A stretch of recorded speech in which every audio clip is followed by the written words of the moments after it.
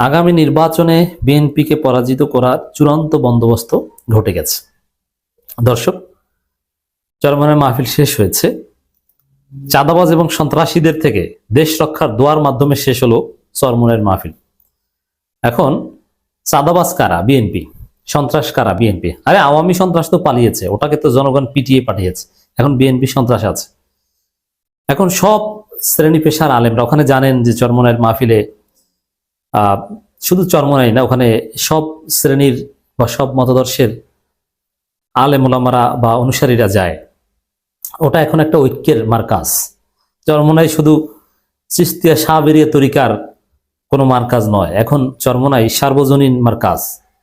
এমনকি জামাতের শিবিরে অনেক লোককে আমি দেখেছি, পরিচিত জামাতের হাজার হাজার লোক আমি চিনি, তারা ফেসবুকে ছবি দিচ্ছে, ভিডিও করছে চরমনায় গিয়ে, এবং তারা চরমনায় গিয়ে নফসের আত্মশুদ্ধি করছে, তাজকিয়া করছে, মারেফাত চর্চা করছে, জায়েজ সীমারেখার মধ্যে জিকির করে কলব সাফ করছে।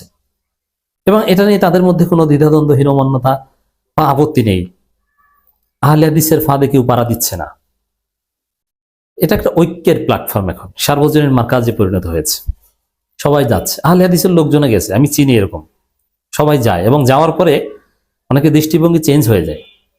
যাওয়ার আগে এই সেই, ওখানে অমুক তমুক বেদাতের কারখানা, কত কিছু আমরাও বলতাম এক সময়। কিন্তু একটু গভীরভাবে খোঁজ নিয়ে বা ওখানে যারা যায়, তারপরে যেটা দেখি যে না, যাওয়ার পরে দৃষ্টিভঙ্গি চেঞ্জ হয়ে যায়।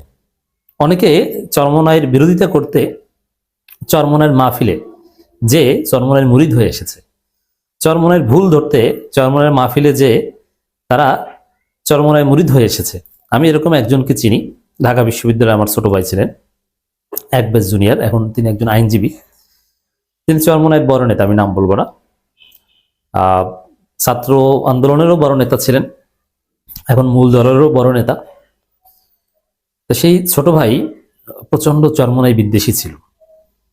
মূলত তিনি পড়াশোনা করে, তার বাড়ি খুলনা অঞ্চলে, তিনি পড়াশোনা করতেন জালুঘাটি এনএস নেসারি কামিল মাদ্রাসা, কিন্তু চরমনাইকে দেখতে পারতেন না। তিনি চরমনাই গেছেন চরমনাই ভুল ধরতে, যে কোন কোন জায়গায় ত্রুটি আছে এসে কিছু বলবেন, আমাদেরকে নসিহত করবেন, এই সেই অমুক তমুক।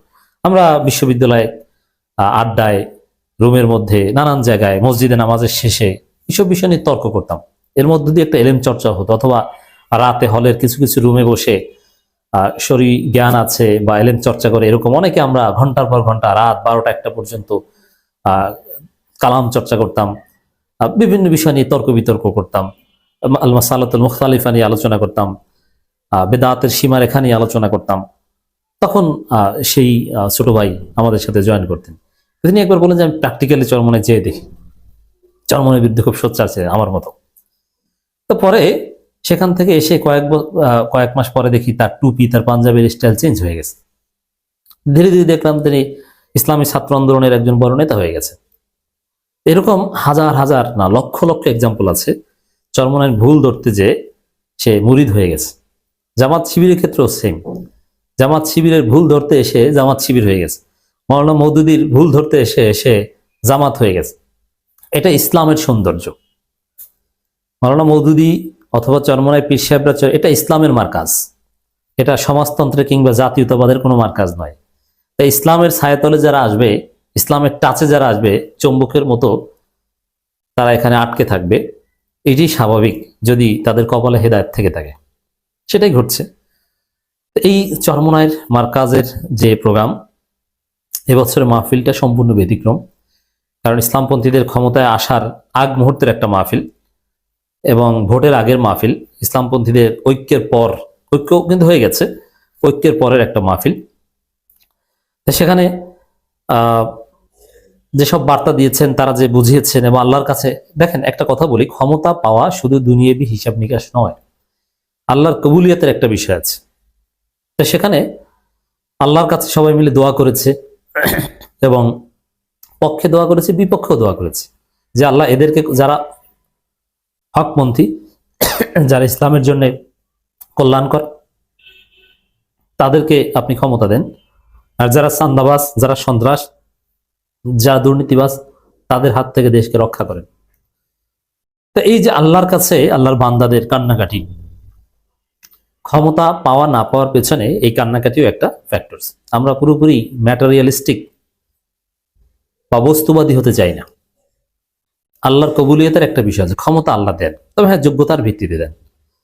এখন সেই যোগ্যতা একসময় ছিল না, আলেম ওলামা ইসলামপন্থীদের ঘাটতি ছিল, কিন্তু এখন সেই যোগ্যতা হয়েছে এবং আল্লাহর বান্দাদের কান্নাকাটি, দোয়া, এগুলো হয়তো আল্লাহ কবুল করবেন। অনেক অস্পষ্টতা চরমনাই মাহফিল থেকে স্পষ্ট হয়েছে। দেখেন, ক্লিয়ার কথা, এরকম স্পষ্ট কথা জামাতেরও কেউ বলতে পারে না। কি পীর সাহেব চরমনাই ক্লিয়ার বলেছেন, দুইটা পয়েন্ট নিয়ে আমি আলোচনা করব, তিনটে পয়েন্ট। একটা হচ্ছে যে আল্লাহর কাছে দোয়া করেছেন চান্দাবাজ সন্ত্রাসীদের হাত থেকে যেন আল্লাহ এই দেশ রক্ষা করেন। Message clear. চান্দাবাজি সন্ত্রাসী কারা, এর ব্যাখ্যা পীর সাহেব চরমনাই বলেছেন যে আমরা সরাসরি বলি, আমরা চাই বিএনপি এককভাবে ক্ষমতায় আসতে না পারুক, বিএনপি ক্ষমতা আসতে না পারুক, সোজা হিসাব। এরকম স্পষ্ট কথা বাংলাদেশের কোন হুজুর বলতে পারবে? জামাতের নেতারা এখনো বলে যে একটি দল, একটি দল, কিন্তু এক বিএনপি এইভাবে স্পষ্টবাদী পীর সাহেব চরমনাই এবং শাইখে চরমনাই যেভাবে বলেন, অনেকেই সেভাবে বলতে পারেন না। Very significant. এরপরে ইসলামপন্থীদের ঐক্য হয়ে গেছে, কিন্তু কিছু দালাল তারা এই ঐক্যের বাইরে রয়ে গেছে। সেই দালালদের বিষয় স্পষ্ট করেছে। এই যে জমিয়ত, তারা কিভাবে ঐক্যে এসে স্টার্ট করে শেষ মুহূর্তে মুনাফিকি করে তারা চান্দাবাজ এবং দুর্নীতিবাজদের সাথে গিয়েছে। আমি চিন্তা করি যে আপনি অন্য থিওরি বাদ দেন, রাজনীতির যে মূল টার্ম এখন, একটা ইসলামী দলের কি লজ্জা হয় না এরকম প্রতিষ্ঠিত চান্দাবাজদের সাথে জোট করতে? এরকম চান্দাবাজ দুর্নীতিবাজদের সাথে কিভাবে, কোন সেন্সে জোট করে? একটু মিনিমাম লজ্জা থাকলে এটা করতে পারে? পারে না, কিন্তু তারা করেছে। এর মানে জমিয়ত তাদের লজ্জা নাই, ঐক্য থেকে বের হয়ে গেছে। তবে আমার বিশ্বাস তারা এখন আক্ষেপ করছে, কারণ জমিয়ত ভেবেছিল যে সময়টা তারা চরমনাই সহ ইসলামপন্থীদের সাথে মুনাফিকি করে ঐক্য থেকে বের হয়ে গেছে, ওই সময়টাতে সবারই একটা চিন্তা দর্শন ছিল যে না, ক্ষমতায় তো বিএনপি আসবে, হয়তো বা ইসলামী দলগুলো এক হলে সর্বোচ্চ সেকেন্ড হতে পারবে। কিন্তু আল্লাহর ফজলে তারেক রহমান নিশ্চিত হয়ে গেছেন যে তিনি ফার্স্ট হতে পারবেন না, সেকেন্ড হবেন। আর সামাজিকভাবে রাজনৈতিক অঙ্গনে প্রতিষ্ঠিত হয়ে গেছে ক্ষমতায় আসবে জামাত, জামাত সহ ইসলামপন্থীরা ক্ষমতায় আসবে, এটা কায়েম হয়ে গেছে, এটা পারসেপশন কায়েম হয়ে গেছে। এখন হয়তো বা ওই জমিয়ত আক্ষেপ করতেছে, হারে যদি শুরু থেকেই এই ঐক্যের সাথে থাকতাম কি ভালো হতো, কি ভালো হতো, শুরু থেকেই যদি একসাথে থাকতাম, আজকে আমরা তো জামাতের কাছে অনেকগুলো সিট দাবি করতে পারতাম। কিন্তু এখন এমন একটা দলের সাথে জোট করতে গেছি, একদিকে ইসলামপন্থীদের থেকে আমরা আলাদা হয়ে গেছি জমিয়ত, আর একদিকে চান্দাবাজদের সাথে জোট করতে হয়েছে, দুর্নীতিবাজদের সাথে। মান সম্মান লজ্জা শরম কিছু আছে, তারা আক্ষেপ করছে। যাই হোক দর্শক, এভাবে যেভাবে সবকিছু খোলাসা করেছেন পীর সাহেব চরমনাই বা চরমনাই নেতৃবৃন্দ,